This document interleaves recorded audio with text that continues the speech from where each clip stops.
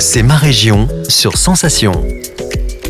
C'est ma région, c'est maintenant. Je suis allé à la rencontre d'André Delpuech, directeur du Musée de l'Homme dans le 16e arrondissement de Paris.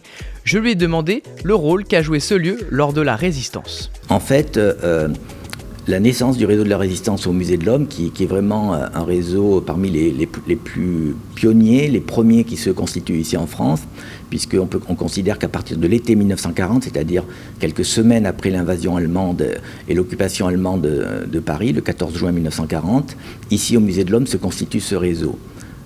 Ça provient en fait de plus loin. Dès 1933, Paul Rivet, le directeur de l'époque, va à Berlin lors d'un colloque scientifique et découvre, effaré, la prise de pouvoir de Hitler et des nazis en Allemagne et voit déjà tout ce que ça génère en termes de racisme, d'antisémitisme et toute une idéologie vraiment complètement raciste. Donc avec son équipe, ici d'anthropologues, ils vont dès le départ s'ingénier à déconstruire l'idéologie nazie. Une revue va être créée qui s'appelle Race et Racisme, qui va déconstruire l'idéologie nazie et montrer l'unité de l'espèce humaine et la variété des différentes cultures.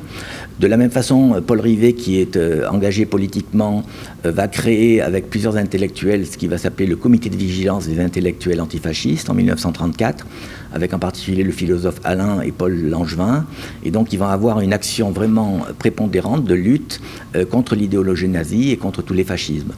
Et dans cet élan et dans cette vision scientifique et anthropologique, évidemment, dès que les Allemands pénètrent dans Paris, l'équipe d'ici du Musée de l'Homme ne peut pas accepter la défaite, mais surtout ne peut pas accepter l'idéologie qui est véhiculée par les nazis et dont on sait évidemment sur quoi elle va déboucher, en particulier la Shoah et aussi l'extermination des Tziganes et d'autres personnes, notamment handicapées. C'est ma région, c'est tout pour aujourd'hui. Rendez-vous demain pour mieux connaître l'Île-de-France sur Radio Sensation.